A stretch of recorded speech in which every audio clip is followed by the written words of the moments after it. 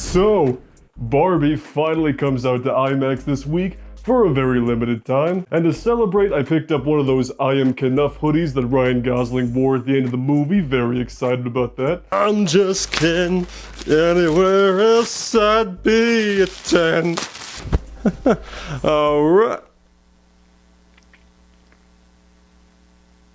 My disappointment is immeasurable, and my day is ruined.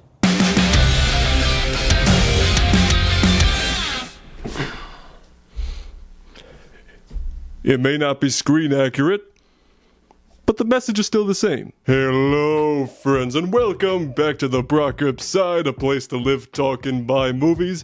Yeah, it's been a minute.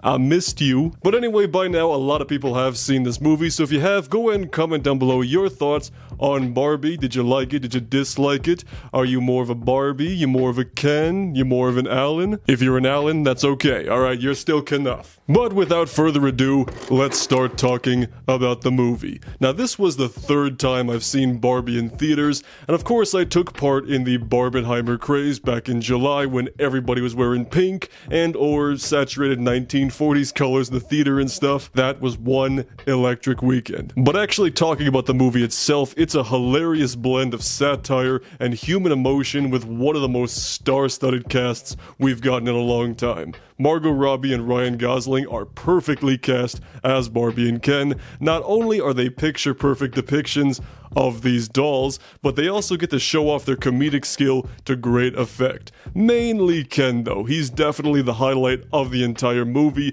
as he stumbles into the real world, learns about patriarchy and horses, and goes down, a bit of a villainous route for a while, but good God, Ryan Gosling just owns every second of the movie he's in. But what I really like about this movie, though, is how it makes fun of both men and women, as it shows just how honestly ridiculous it is, making things up like Barbie dolls and patriarchy just to simply cope with existing. The movie's themes of identity and having to unlearn what you think made you, well, you, I think is a really powerful idea, and that makes this movie more than just simply an IP-plugging pro-Mattel cash grab. But with Greta Gerwig as director, I never really thought it would go down that route because I really love what she's done as a director so far. In fact, Lady Bird is one of my all-time favorite movies, just putting that out there. That said, there were moments where I felt like the message got a little bit diluted with just a little too much satire and playing too much the stereotypes, like the Barbies manipulating the Kens by feeding into their egos and stuff. It was those couple moments where I felt like they were giving off the wrong ideas there,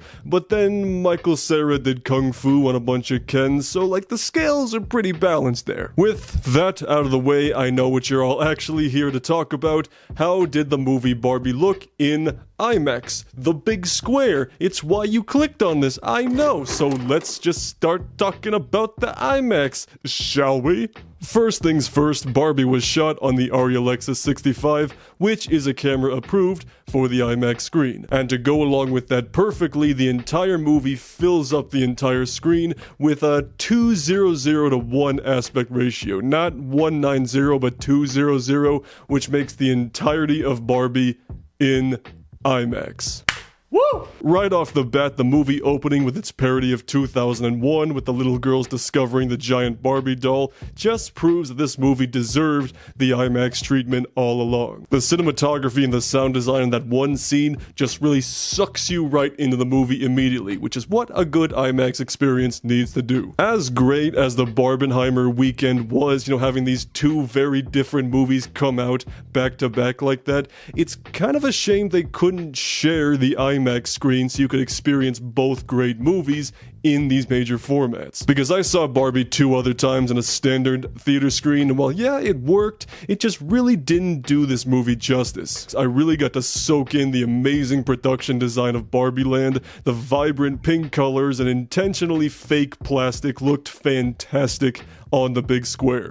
In fact, the colors look so good in the scene where Barbie and Ken go from Barbie land right into the real world and the color just gets so muted. It was like, ah, my eyes! But the best moment in IMAX and just my favorite part of the movie in general was I'm Just Ken, where Ryan Gosling just breaks into song and dance as the Kens go to war with each other. Not only was that scene just a perfect culmination of humor and stylish scale, but I just had the urge to get up and start singing along. I didn't though, because that would have been bad theater etiquette. Alongside the IMAX release, you get an extra few minutes of footage after the credits, and in all honesty, it's just a basic blooper reel with a couple of extended and alternate takes here and there.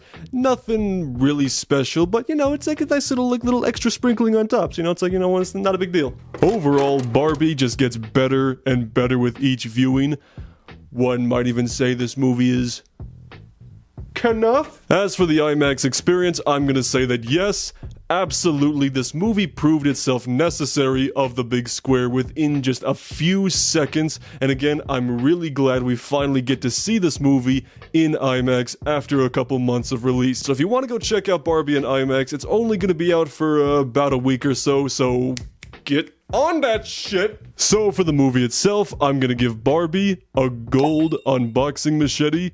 And for the IMAX, I'm going to also give that a gold unboxing machete. But now that we finally talked about Barbie, if you want to hear my thoughts on Oppenheimer and IMAX, I got just the video right over here. Otherwise, subscribe if you live, talk, and buy movies, and we'll see you on the Brockopp side.